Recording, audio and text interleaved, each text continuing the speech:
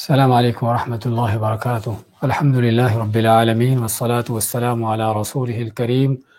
وعلی آلہ وصحبہ ومن سار علی نہجہ الی یوم الدین وسلم تسلیما کثیرا، اما بعد۔ سابقہ درس میں ہم نے سورۃ البقرہ کی آیت نمبر 188 اور 199 لی تھی۔ ان آیات کو دہراتے ہیں۔ اعوذ باللہ من الشیطان الرجیم ولا تأکلوا اموالکم بینکم بالباطل، اور نہ تم کھاؤ اپنے مالوں کو آپس میں باطل طریقے سے، حرام طریقے سے، جس میں عام حکم ہے ہر طرح کا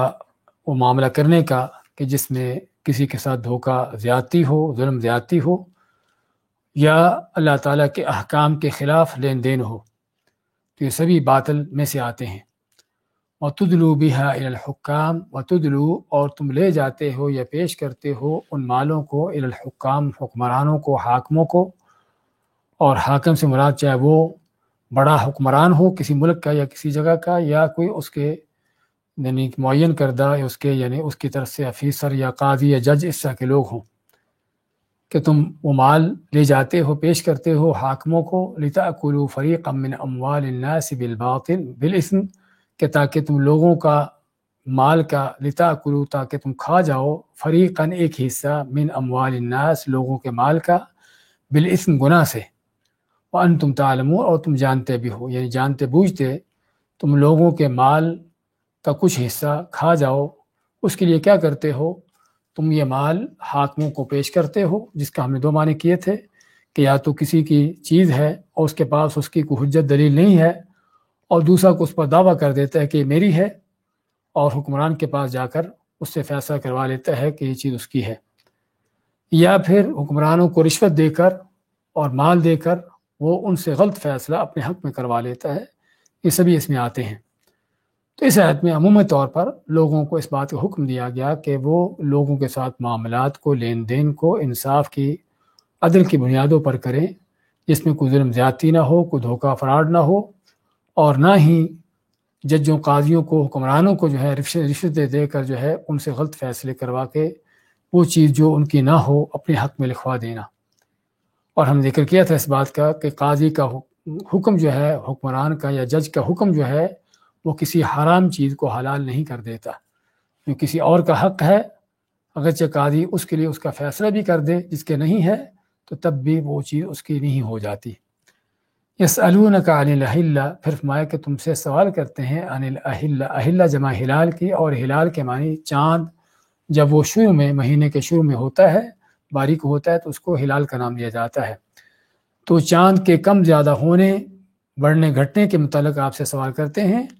قل ہی مواقیت للناس والحج، اللہ فرماتا ہے کہ کہہ دیجئے کہ یہ لوگوں کے اوقات کا ذریعہ ہے، اوقات معلوم کرنے کا، اور حج معلوم کرنے کا ذریعہ ہے۔ یعنی چاند کا کم زیادہ ہونا مہینے کے شروع سے آخر تک،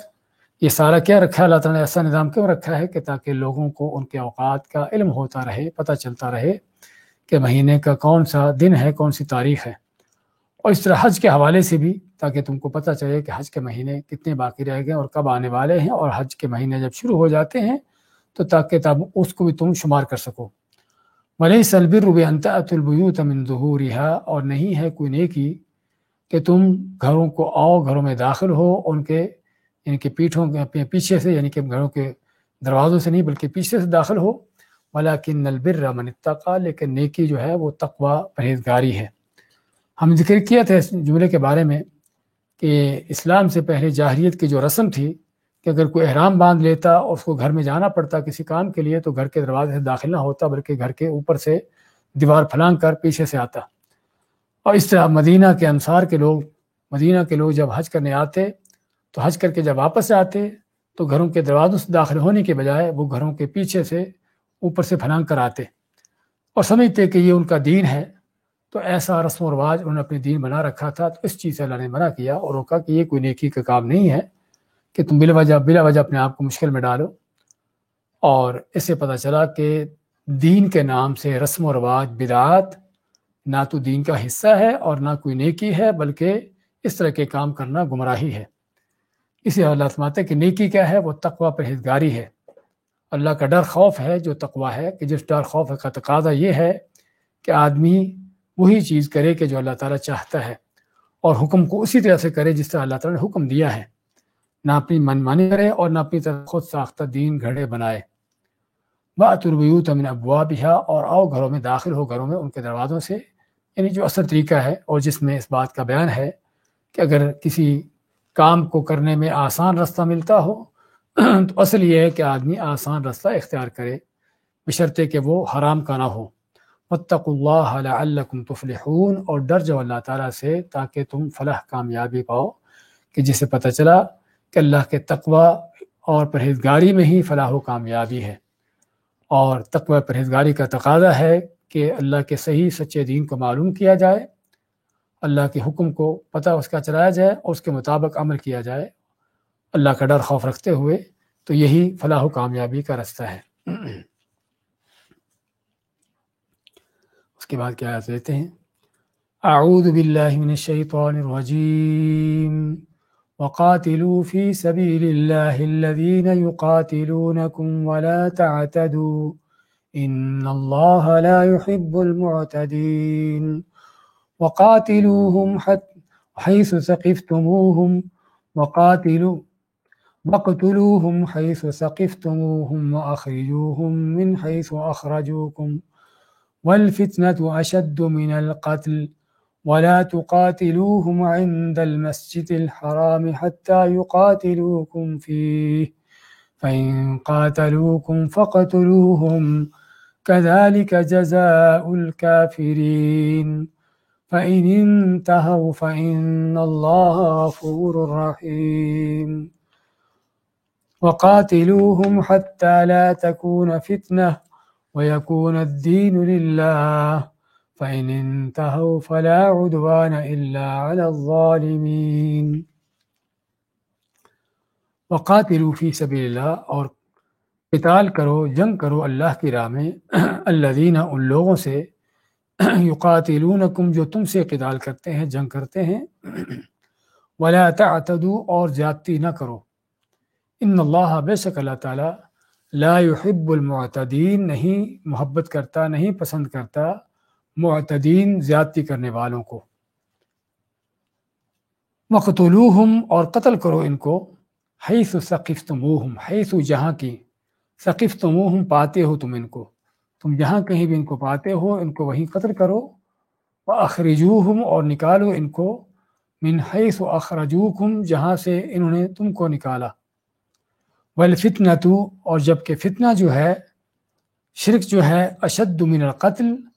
اشد، زیادہ شدید ہے، زیادہ سخت ہے، من القتل، قتل کرنے سے۔ وَلَا تُقَاتِلُوهُمْ عِنْدَ الْمَسْجِدِ الْحَرَامِ، اور نہ تم قتال کرو ان سے، جنگ کرو ان سے مسجد حرام کے پاس، یعنی حرم میں، حتیٰ یقاتلوکم فیہ، یہاں تک کہ وہ تم سے قتال کریں اس میں، یعنی حرم میں، جب تک وہ تم سے نہیں لڑتے تم ان سے نہ لڑو۔ فَإِن قَاتَلُوكُمْ، پس اگر وہ تم سے لڑتے ہیں، فَاقْتُلُوهُمْ، تو تم پھر ان سے لڑو، ان کو قتل کرو۔ كَذَلِكَ جَزَاءُ الْكَافِرِينَ، اسی طرح بدلہ ہے کافروں کا۔ فَإِنِ انْتَهُوا، پس اگر وہ باز آ جاتے ہیں لڑنے سے، فَإِنَّ اللَّهَ غَفُورٌ رَحِيمٌ، پس بے شک اللہ تعالیٰ جو ہے بخشنے والا، مہربان ہے۔ وَقَاتِلُوهُمْ، اور قتال کرو ان سے، جنگ کرو ان سے، حَتَّى لَا تَكُونَ فِتْنَةٌ، یہاں تک کہ کوئی فتنہ نہ رہ جائے، وَيَكُونَ الدِّينُ لِلَّهِ، اور دین صرف اللہ کے لیے ہو جائے۔ فَإِنِ انْتَهُوا، پس اگر وہ باز آ جاتے ہیں، فَلَا عُدْوَانَ، پس نہیں کوئی زیادتی، إِلَّا عَلَى الظَّالِمِينَ، مگر ظالموں پر۔ سورۃ بقرہ کی آیت نمبر 190 سے 193 تک کی تلاوت اور ترجمہ پیش کیا گیا ہے۔ ما كان ترى وقاتلوا في سبيل الله الذين يقاتلونكم ولا تعتدوا، اور قتال کرو اللہ کی راہ میں، قاتلو کا لفظ کس سے؟ قتل سے، اور قاتلو قتال کرو، قتال کرنے کا معنی کہ وہ تم سے کریں اور تم ان سے کرو، جنگ لڑو، قتال کرو، جنگ لڑو اللہ کی راہ میں۔ اور اللہ کی راہ میں بیان کرنے کا مقصد جو ہے وہ کیا ہے؟ اس بات کو واضح کرنا ہے کہ مسلمان کا قتال، اس کی جنگ، اس کا جہاد نہ اپنی ذات کے لیے ہوتا ہے، نہ کوئی دنیا کے اغراض و مقاصد کے لیے ہوتا ہے، نہ کسی تاج و تخت اور حکومتوں کے لیے ہوتا ہے، بلکہ ایک مسلمان کا جنگ و جہاد جو ہے وہ کس کے لیے ہوتا ہے؟ اللہ کی ذات کے لیے۔ اللہ کی ذات کے لیے ہونے کا معنی اللہ کے دین کی سربلندی، اللہ کے دین کا غلبہ اور کفر کے باطل نظاموں کا خاتمہ۔ تو یہ ہے جو قتال کا، جہاد کا اصل مقصد ہے کہ اللہ کی راہ میں ہو۔ اس لیے آپ صلی اللہ علیہ وسلم سے جب پوچھا گیا کہ ایک آدمی جنگ لڑتا ہے مال غنیمت کی خاطر، دوسرا آدمی لڑتا ہے اپنی بہادری دکھانے کے لیے، تیسرا آدمی لڑتا ہے اپنی قوم قبیلے کی خاطر، تو کون سا ہے جو اللہ کی راہ میں ہے؟ آپ نے کیا فرمایا؟ من قاتل لتکون کلمۃ اللہ ہی العلیٰ فہو فی سبیل اللہ، کہ جس کے قتال کرنے کا مقصد یہ ہو کہ تاکہ اللہ کا کلمہ سر بلند ہو، تو یہ ہے جو اللہ کی راہ میں ہے۔ تو میں اللہ تعالیٰ قاتلوا فی سبیل اللہ، اور قتال کرو اللہ کی راہ میں، الذین ان لوگوں سے، یقاتلونکم جو تم سے قتال کرتے ہیں، جو تم سے لڑتے ہیں، ولا تعتدوا اور زیادتی نہ کرو۔ اس آیت میں بعض لوگوں نے، بعض علماء نے یہ معنی لیا ہے کہ ہم صرف ان سے لڑائی کی جائے گی جو مسلمانوں سے لڑتے ہیں، اور جو نہیں لڑتے ان سے لڑنا جو ہے وہ زیادتی ہے۔ لیکن ہم دیکھتے ہیں کہ رسول کریم صلی اللہ علیہ وسلم نے ایسے لوگوں پر کہ ان پر بھی لشکر کشی کی، ان کے ساتھ بھی قتال کیا کہ جنہوں نے آپ سے قتال کرنے میں پہل نہیں کی، بلکہ آپ نے ان سے خود جا کر قتال کیا۔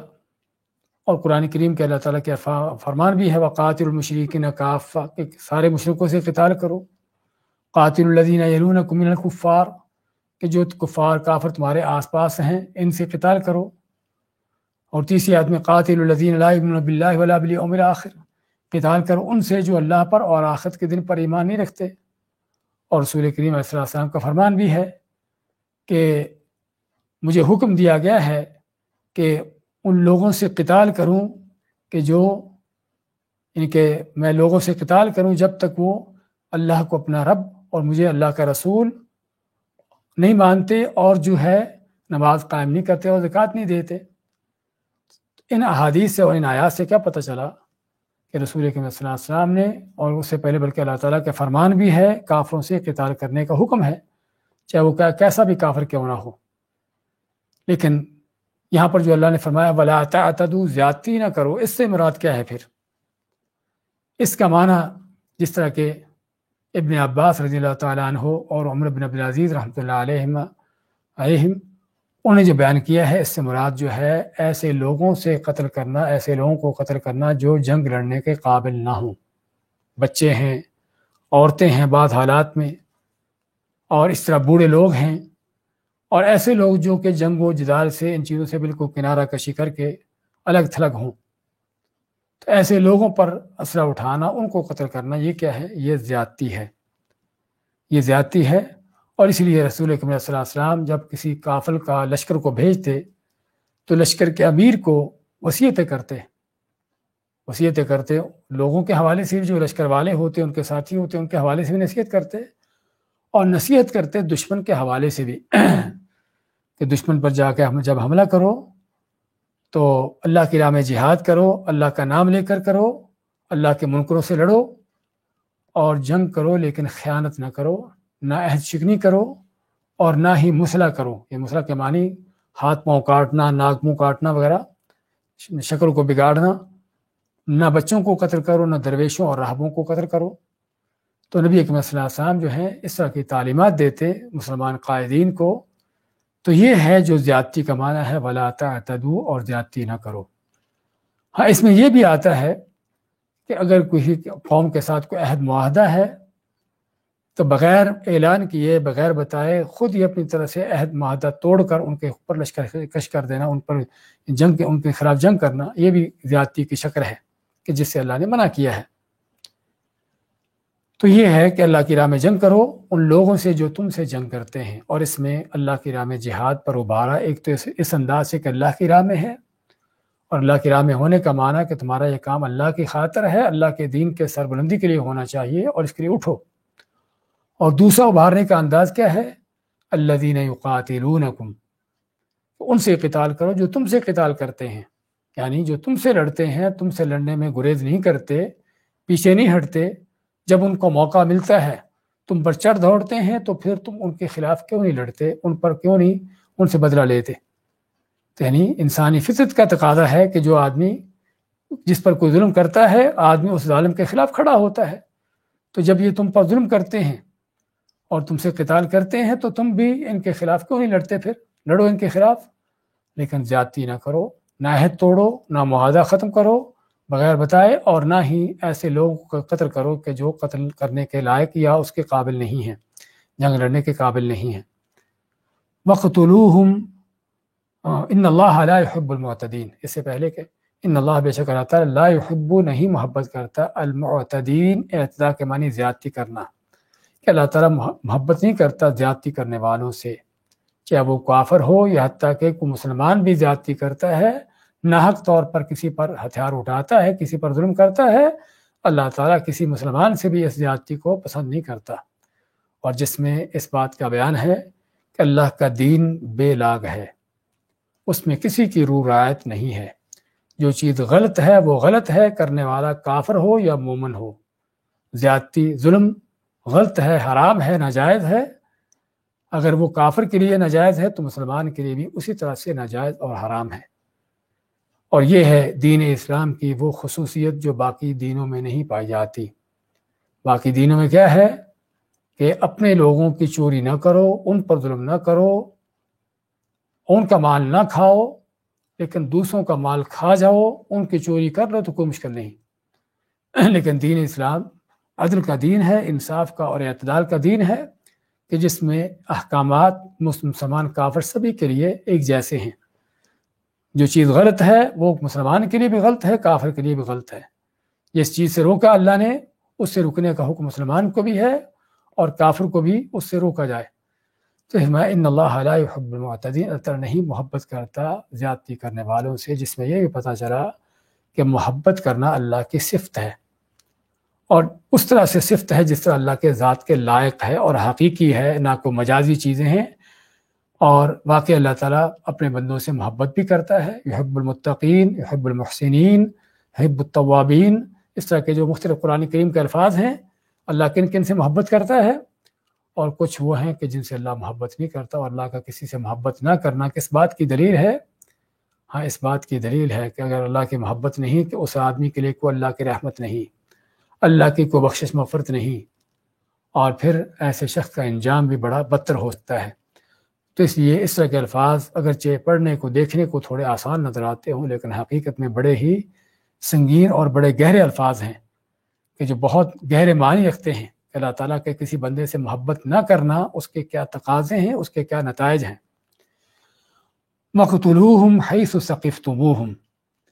پھر فرمایا کہ قتل کرو ان کو۔ دیکھیے وقاتلو ایک دوسرے سے لڑنا، ایک دوسرے سے قتال کرنا،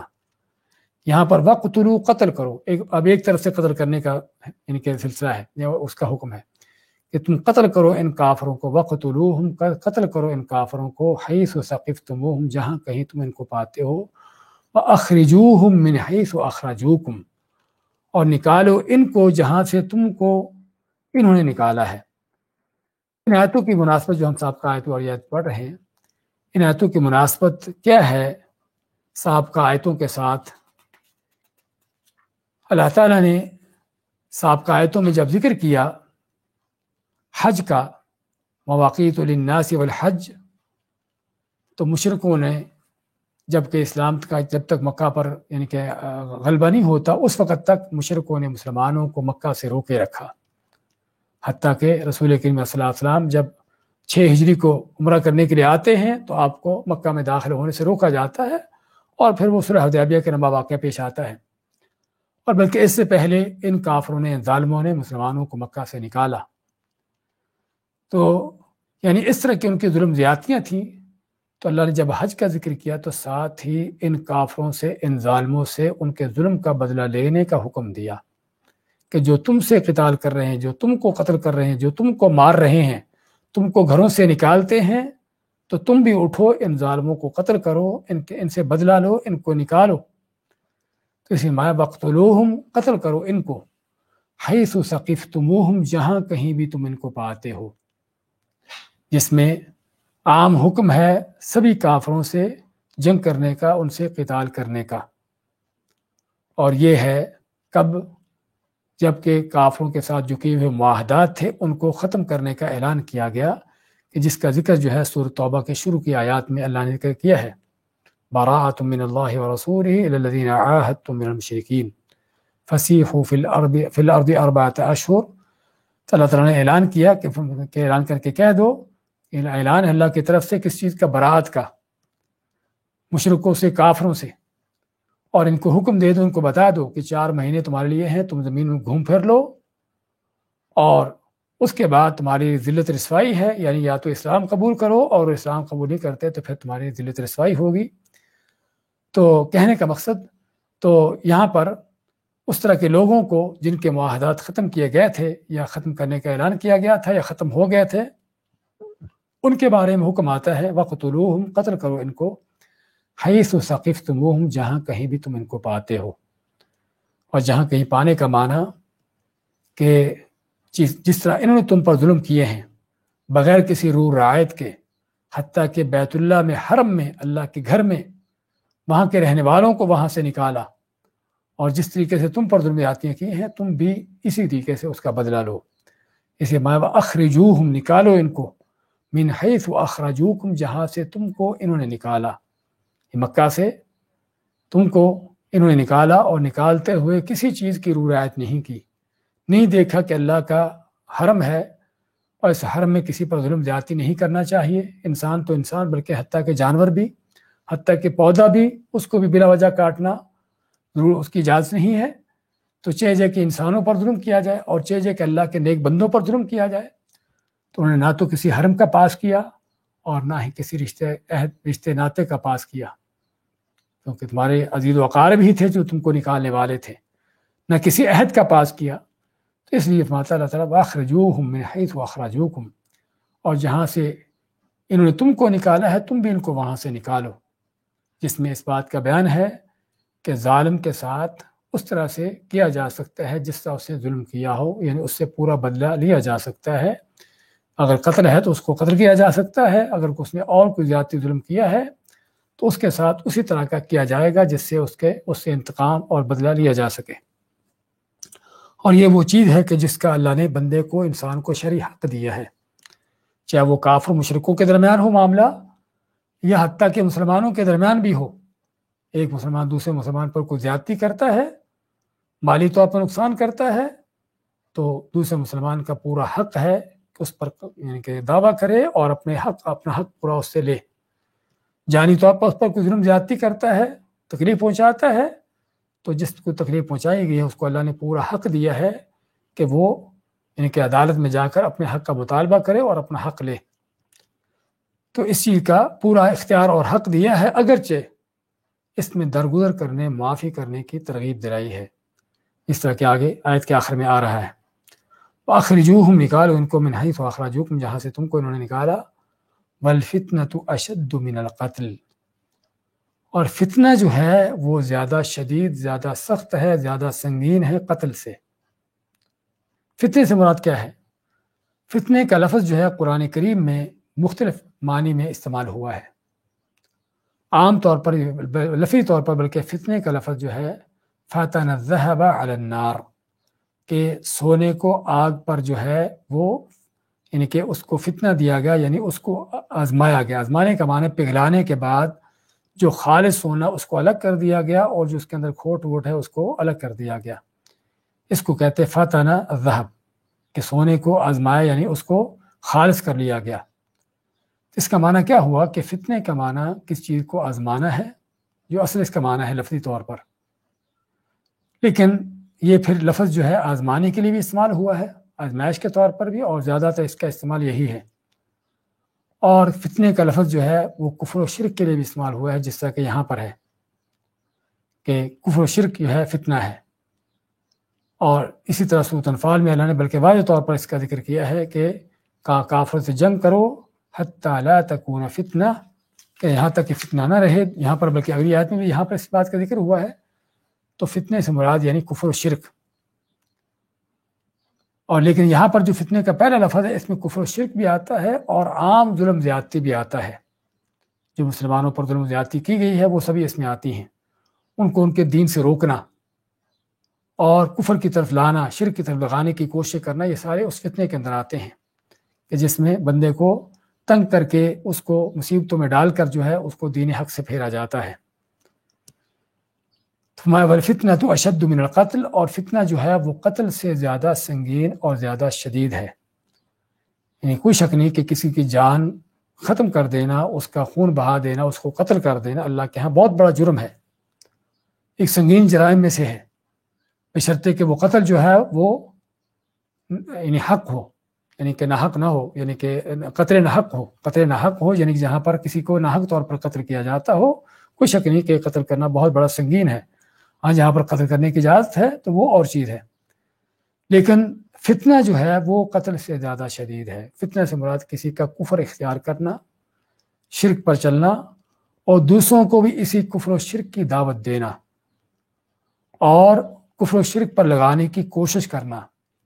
اور کوشش کرنے کے لیے کیا ہے، اس پر ظلم و ستم کا کرنا، اس کو ظلم و ستم کا نشانہ بنانا، کہ جس طرح کہ صحابہ کرام کا مکہ میں حال رہا ہے کہ پہلی بات تو کافروں کا اس قدر ڈر خوف تھا کہ لوگ اسلام کی طرف آتے ہی نہیں تھے، اور اگر کوئی اسلام لے بھی آتا تو اس کا اسلام لانے کے ساتھ ہی اس کے اوپر کیا آفتیں مصیبتیں ٹوٹتی تھیں۔ مکہ کے مشرک اور کافر کس کس انداز سے ان کو اذیتیں دیتے، تکلیفیں دیتے، بلکہ بعض اوقات قتل شہید تک کر دیتے۔ تو کوئی شک نہیں کہ یہ کیا ہے، یہ سارا وہ فتنہ ہے کہ جس کا اللہ تعالیٰ بیان فرماتا ہے کہ اگرچہ قتل کرنا، یعنی کہ اللہ تعالیٰ نے جب جہاد کا جنگ کا حکم دیا تو یہاں پر کوئی لوگ اعتراض کرتے ہیں کہ ایک آدمی امن و امان سے رہنا چاہتا ہے، ہاں ٹھیک ہے وہ مشرک ہے، کسی بت کی پوجا کرتا ہے، اللہ سے ہٹ کر کسی اور کی پوجا کر رہا ہے، لیکن وہ چاہتا ہے کہ اسی دین پر چلے اور چاہتا ہے کہ یہی اس کا دین غالب رہے، کوئی دوسرا دین اس کے مقابلے میں نہ آئے، تو پھر تم کیوں اس کو قتل کرتے ہو؟ کیا اس کا حق نہیں کہ جو دین اس نے چاہا ہے اس کو اپنائے، اس پر چلے اور اس کے غلبے کا کام کرے، اور کو مد مقابل دین کو روکے؟ اس کا حق ہے۔ ہم کہتے ہیں کہ یہ حق شیطان کی طرف سے ہے، اللہ کی طرف سے نہیں ہے۔ اللہ کی طرف سے ہے کہ اللہ کا بندہ ہے تو اللہ کے دین پر چلے، اللہ کا بندہ ہے تو اللہ کے حکم کی اطاعت کرے، اللہ کا بندہ ہے تو اللہ کے نظام پر خود بھی چلے اور بندوں پر بھی اس کو نافذ کرے۔ یہ نہیں کہ وہ خود مختار ہے، جو چاہے کرے۔ اللہ نے بندے کو دنیا میں اس طرح سے نہیں بھیجا کہ خود مختار بنا کر کہ تیری مرضی ہے جو کرنا چاہے کرتا رہے، بلکہ فَإِمَّا يَأْتِيَنَّكُم مِّنِّي ہُدًى، آدم کو زمین پر بھیجا تو ساتھ ہی یہ بھی تعلیم دے دی کہ تمہارے پاس میری طرف سے ہدایت آئے گی، ہاں اس ہدایت پر چلنا ہوگا۔ اس لیے ہمارے ہاں آج اس الحاد کے دور میں بہت سے لوگ جو کہتے ہیں بھی ہر انسان آزاد ہے، جو چاہے کرے، اس کو فکری آزادی ہے،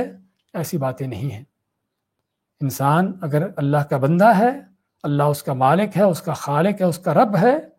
تو اس کو اختیار نہیں کہ اللہ کے حکموں کے بغیر جس طرح چاہے اپنی زندگی گزارے، اور جس چیز کو چاہے اپنائے، اور جس چیز کے چاہے کے خلاف کھڑا ہو، ایسی اس کو اس چیزوں کا اختیار نہیں ہے۔ تو اس لیے یہاں پر اس چیز کا، اس وہم کا، اس شبے کا ازالہ کیا گیا کہ تم کیسے جو ہے لوگوں سے قتال کرتے ہو، کیسے لوگوں سے جہاد کرتے ہو۔ تو اللہ تعالیٰ اس کا بارے میں کہ والفتنۃ اشد من القتل، کہ قتل کرنے میں، جہاد کرنے میں کوئی شک نہیں کہ قتل ہوتے ہیں، لوگ گردنیں کٹتی ہیں، لوگ مرتے ہیں، لیکن یہ کام کیوں ضروری ہے کہ تاکہ ان ظالموں کا، ان کافروں کی طاقت ٹوٹے کہ جو حق کے مقابلے میں کھڑے ہیں اور حق کی راہ میں رکاوٹ ہیں۔ اور یہ بندوں پر اللہ تعالیٰ کا احسان ہے، نہ کہ کوئی ظلم زیادتی ہے۔ جہاد کا حکم، اللہ کے راہ میں قتال کا حکم، کافر کے لیے بذات خود اللہ کا احسان ہے، مومن کے لیے تو جو ہے وہ ہے، اس کے لیے نیکی، اجر اور کیا کہ اس کے لیے انعامات ہیں، لیکن بذات خود کافر کے لیے احسان ہے۔ وہ احسان کیوں ہے؟ کیونکہ جب اس کافر کو کوئی کفر کی طرف لانے والا نہیں ہوگا، ایمان سے کو روکنے والا نہیں ہوگا، ایمان کی بات سننا اس کے لیے ممکن ہوگی، اور اس کے لیے ایمان کی طرف آنے کے راستے کھلے ہوں گے، تو پھر کیا ہے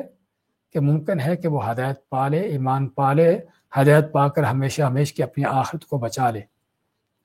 لیکن جب کفر کا غلبہ ہوگا اور حق کے راستے بند کیے ہوں گے اور حق کی طرف آنے والوں کو روکا جاتا ہوگا تو پھر کوئی کافر چاہنے کے باوجود بھی حق کو نہیں اپنائے گا۔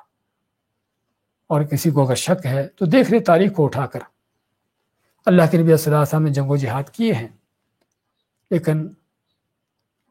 ان جنگ و جہاد کے نتیجے میں کتنے بڑے فائدے حاصل ہوئے کہ وہ لوگ جو جہنم کا ایندھن بن رہے تھے، جہنم کے رستوں پر چل رہے تھے، وَكُنْتُمْ عَلَى شَفَا حُفْرَةٍ مِّنَ النَّارِ، جس کے اللہ نے تصویر کھینچی ہے کہ تم جہنم کے کنارے پر کھڑے تھے کہ مرا اور سیدھا جہنم میں گیا۔ تو اللہ کے نبی صلی اللہ علیہ وسلم کے جنگ و جہاد سے ہم کچھ لوگ قتل ہوئے، کافروں میں سے کچھ لوگ مرے، کوئی قیدی بنے، کچھ طرح کی چیزیں ہوئیں، لیکن ان کے پیچھے کتنے ہزاروں لاکھوں وہ لوگ تھے، چند ایک قتل ہونے کے مقابلے میں کتنے ہزاروں لاکھوں وہ لوگ تھے کہ جن کے لیے اللہ نے ہدایت کے رستے کھولے، ان کو ایمان نصیب ہوا اور اللہ کے دین پر چل کر زندگی گزار کر جنتوں کے مالک جا بنے۔ اس لیے حقیقت میں ہمیں جہاد کے مقاصد کو دیکھنے کی ضرورت ہے کہ جہاد کو صرف کسی کو قتل کرنے کا نام نہیں ہے، کسی کا صرف خون بہانے کا نام نہیں ہے،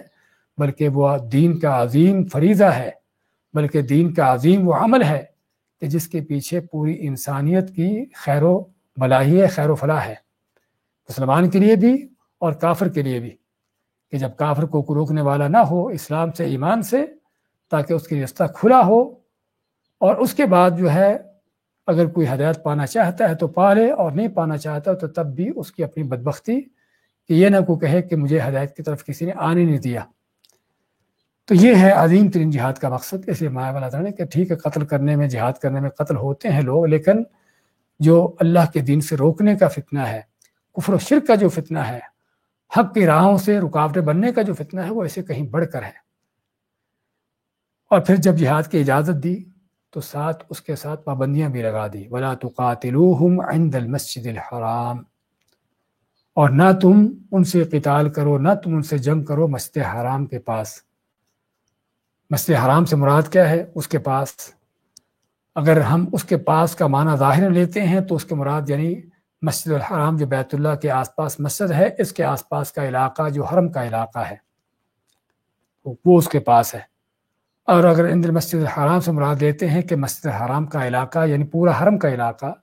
کیونکہ پورے حرم کو بھی اللہ نے مسجد الحرام کا نام دیا ہے، اور کعبہ کے آس پاس جو بنی مسجد ہے اس کو مسجد الحرام کا نام دیا ہے۔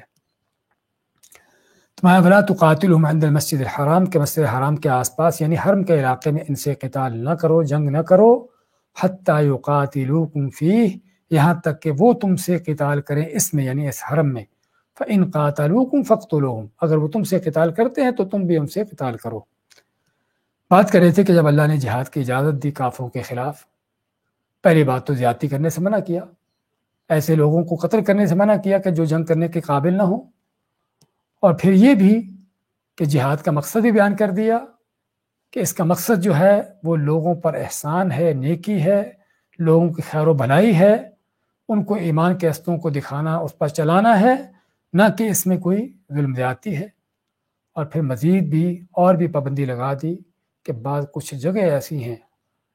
اللہ کا حرم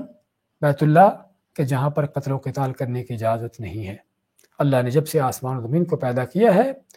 اس جگہ کو حرمت والی بنایا ہے، اور حرمت والی ہونے کا معنی کہ وہاں پر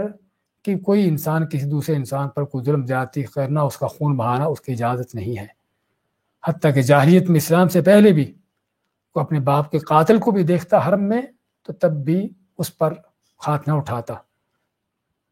تو اسی ماتا اللہ تعالیٰ کے کافروں سے ان سے یعنی کہ جنگ نہ کرو مسجد حرام میں جب تک وہ نہ جنگ کریں۔ ہاں اگر وہ قتال کرتے ہیں مسجد حرام میں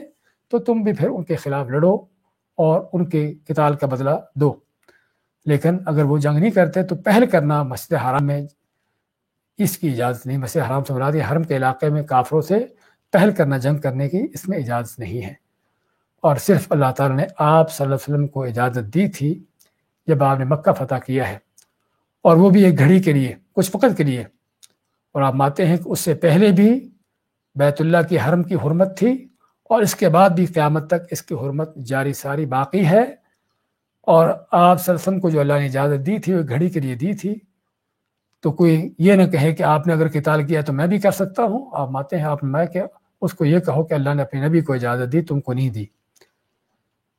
تو مسجد حرام یعنی حرم کے علاقے میں قتال کرنے سے روکا جب تک کافر قتال نہ کریں۔ فَإِن قَاتَلُوكُمْ فَاقْتُلُوهُمْ، اگر وہ تم سے قتال کرتے ہیں تو تم بھی پھر ان کے خلاف قتال کرو، ان سے جنگ لڑو۔ كَذَلِكَ جَزَاءُ الْكَافِرِينَ، ہاں کافروں کا یہی بدلہ ہے کہ ان کو اگر وہ لڑتے ہیں اور ان کے ہاتھ اٹھاتے ہیں تم پر، تو تم بھی پھر ان کا ہاتھ کاٹو، ان کے ظلم کا بدلہ چکاؤ اور ان سے قتال کرو۔ یہی بدلہ ہے ان کافروں کا جو ان کے ساتھ کیا جانا چاہیے۔ فَإِنِ انتہوا، پس اگر وہ بات آ جاتے ہیں، رک جاتے ہیں، یعنی ظلم زیادتی کرنے سے رک جاتے ہیں، باز آ جاتے ہیں قتال کرنے سے، اسلام کے خلاف سازشیں کرنے سے باز آ جاتے ہیں، کیونکہ انتہا کا لفظ کے اندر سارا کچھ آتا ہے۔ اپنا کفر چھوڑ کر ایمان لے آتے ہیں، اسلام کی مخالفت چھوڑ کر پرامن ہو جاتے ہیں، اسلام کے مقابلے میں یا حق کی راہ میں رکاوٹیں بننے کے بجائے ان کو ختم کر دیتے ہیں، یعنی اپنی سازشیں، اپنی شرارتیں ختم کر دیتے ہیں۔ تو انتہا کے لفظ کے اندر یہ ساری چیزیں آتی ہیں، چاہے وہ کفر چھوڑ کر مسلمان ہو جائے، چاہے وہ اسلام کے مخالفتیں چھوڑ کر پرامن ہو جائے، اسلام کی راہ میں جو رکاوٹیں بن رہا تھا اور وہ رکاوٹیں اس کی ختم ہو جائیں۔ فَإِنِ انتہوا فَإِنَّ اللَّهَ غَفُورٌ رَحِيمٌ، پس اگر وہ باز آ جاتے ہیں تو بے شک اللہ تعالیٰ بڑا بخشنے والا، مہربان، رحم کرنے والا ہے۔ یہ کیوں نہیں کہا کہ اگر وہ باز آ جاتے ہیں تو تم ان پر رحم کرو؟ اللہ تعالیٰ بڑا بخشنے والا، رحم کرنے والا ہے۔ اللہ تعالیٰ بندوں کو اپنا اخلاق، اپنی صفات بیان کر کے ان کو ترغیب دلاتا ہے کہ اگر اللہ تعالیٰ بڑا غفور الرحیم ہے اور اللہ نے ان باز آنے والوں کو معاف کر دیا ہے، ان کو چھوڑ دیا ہے، تو تم بھی پھر ان کو چھوڑ دو۔ اور حقیقت میں اللہ تعالیٰ کے ناموں اور صفات میں بندوں کے لیے بڑے سبق ہیں، ان کو سیکھنے سمجھنے کی ضرورت ہے کہ اللہ تعالیٰ خود اگر کسی چیز کی صفت کو بیان کرتا ہے کہ میری یہ صفت ہے، اور خصوصاً ایسے موقع پر، تو اس کی صفت کا بیان کرنے کا مقصد یہ ہوتا ہے کہ بندوں کو دعوت دینا کہ رب کائنات کی یہ صفت ہے، وہ یہ چاہتا ہے، تو تم بھی پھر یہ چیز اپناؤ، کیونکہ اللہ تعالیٰ کا ایسا کرنا اللہ کی چاہت ہے، اللہ کے پسند ہے، تو تم بھی یہ کام کرو۔ لیلۃ القدر کی دعا آپ سر میں کیا دعا سکھائی؟ ام المومنین عائشہ رضی اللہ عنہا پوچھتی ہیں آپ سے کہ اگر میں لیلۃ القدر پا لیتی ہوں تو کیا دعا پڑھوں؟ آپ میں کہ یہ کہو اللہم انک عفو تحب العفو فاعف عنی، اللہ تو بڑا معاف کرنے والا ہے، معافی کو پسند کرتا ہے، تو مجھے معاف کر دے۔ علماء فرماتے ہیں کہ اس دعا کا تقاضا کیا ہے، اس دعا کا سبق یہ ہے کہ اگر اللہ تعالیٰ معاف کرنے والا ہے تو تم بھی معافی کی صفت اپناؤ، تاکہ جس طرح تم چاہتے ہو کہ اللہ تم کو معاف کرے، تم بھی بندوں کو معاف کرو، تاکہ اللہ کی بخشش، اللہ کی معافی تم کو مل جائے۔ اب یہ نہیں کہ اللہ سے تم معافی مانگو اور اللہ تعالیٰ کو کہو کہ تو بڑا معاف کرنے والا ہے، اور خود جو ہے ہر چیز میں انتقام کا جذبہ ہو اور اینٹ کا جواب پتھر سے ہو، اور پھر کہو کہ اللہ معاف کر دے۔ یہ اس دعا کے تقاضوں کے خلاف ہے۔ تو اس لیے اللہ تعالیٰ اگر وہ باز آ جاتے ہیں اپنی مخالفتوں سے، دشمنیوں سے، اسلام کی رکاوٹوں سے، ان چیزوں سے باز آ جاتے ہیں، فَإِنَّ اللَّهَ غَفُورٌ رَحِيمٌ، اگر ایمان لے آتے ہیں تو اللہ تعالیٰ جتنا بھی بڑا کفر کیوں نہ کیا ہو، جتنا بھی شرک کیوں نہ کیا ہو،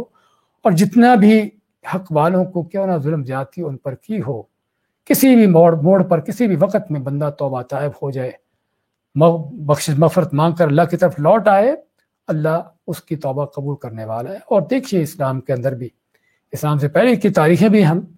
اسلام میں بھی آپ کو کتنے ایسے لوگ ملیں گے کہ جنہوں نے سال ہا سال تک مسلمانوں پر ظلم و ستم ڈھائے، اور ان کی وجہ سے مسلمانوں کے بڑے بڑے نقصانات ہوئے، مسلمانوں کے خون بہے، صحابہ کرام شہید ہوئے، لیکن اللہ نے ان کے لیے ایمان ان کی تقدیر میں لکھا ہوا تھا، اور اسلام لاتے ہیں، ایمان لاتے ہیں، اسلام قبول کرتے ہیں، اللہ ان کی توبہ کو قبول کرتا ہے۔ اگرچہ انسان دیکھنے کے لحاظ سے کہتا تھا کہ ان کو ہدایت کیسے ملے گی۔ احد کی جنگ میں آپ صلی اللہ علیہ وسلم کو جب زخمی کیا گیا، آپ کے دانت مبارک شہید ہوئے، 70 صحابہ شہید ہو گئے، تو آپ نے کافروں کے بارے میں کہا کہ ایسی قوم کی فلاح کیسے ہوگی جنہوں نے اپنے نبی کو زخمی کر دیا ہو، ان کا سر پھاڑ دیا ہو۔ اللہ نے کیا فرمایا؟ لیس لک من الامر شیء، اے نبی علیہ السلام آپ کا اس میں کوئی اختیار نہیں، ہاں ان کا معاملہ اللہ پر ہے، کافر ہیں، اللہ چاہے تو ان کو عذاب دے اور چاہے تو ان کی بخشش کر دے۔ اور اللہ نے واقعی دکھا دیا احد کے بڑے بڑے جو کردار تھے، ابو سفیان سے لے کر جو ان کا سپہ سالار تھا، خالد بن الولید، اکرمہ بن ابی جہل، جو بڑے بڑے قائدین تھے احد کی جنگ میں کافروں کی طرف سے، اللہ نے سبھی کو ایمان کی ہدایت سے نوازا، ایمان کا عطا کیا، اور سبھی اسلام کے کمانڈر ان کے ہیرو بنتے ہیں۔ تو کہنے کا مقصد یہ ہے کہ اس میں اس بات کا بیان ہے کہ اگر وہ باز آتے ہیں اپنے کفر و شرک سے، اسلام کی مخالفتوں سے، تو اللہ تعالیٰ بھی بڑا بڑا مہربان اور رحم کرنے والا ہے، تو تم بھی ان کے ساتھ رحم کرو اور ان کے ساتھ مہربانی سے پیش آؤ۔ اس پر اکتفا کرتے ہیں۔ دوبارہ دیکھیں آج کی آیتیں۔ وقاتلوا فی سبیل اللہ الذین یقاتلونکم، اور قتال کرو ان لوگوں سے جو تمہارے خلاف لڑتے ہیں اللہ کی راہ میں، اللہ کی راہ میں قتال کرو ان سے جو تم سے لڑتے ہیں۔ ولا تعتدوا، اور نہ زیادتی کرو، ان اللہ، بے شک اللہ تعالیٰ، لا يحب المعتدین، نہیں محبت کرتا، نہیں پسند کرتا زیادتی کرنے والوں سے۔ وقتلوہم، اور قتال کرو ان سے یا قتل کرو ان کو، حیث ثقفتموہم، جہاں کہیں بھی تم ان کو پاتے ہو، واخرجوہم، اور نکالو ان کو، من حیث اخرجوکم، جہاں سے تم کو انہوں نے نکالا، والفتنۃ اشد من القتل، اور فتنہ جو ہے وہ قتل سے بھی زیادہ شدید ہے۔ ولا تقاتلوہم عند المسجد الحرام، اور نہ تم قتال کرو ان سے مسجد حرام میں، یعنی حرم کے علاقے میں، حتی یقاتلوکم فی، یہاں تک کہ وہ تم سے قتال کرے اس میں۔ فإن قاتلوکم، پس اگر وہ تم سے قتال کرتے ہیں، فقتلوہم، تو تم بھی ان کو قتل کرو۔ کذالک جزاء الکافرین، اس طرح بدلہ ہے کافروں کا۔ فإن انتہوا، پس اگر بعد آ جاتے ہیں، فإن اللہ غفور رحیم، پس بے شک اللہ تعالیٰ بڑا بخشنے والا اور رحم کرنے والا ہے۔ بارک اللہ فیکم۔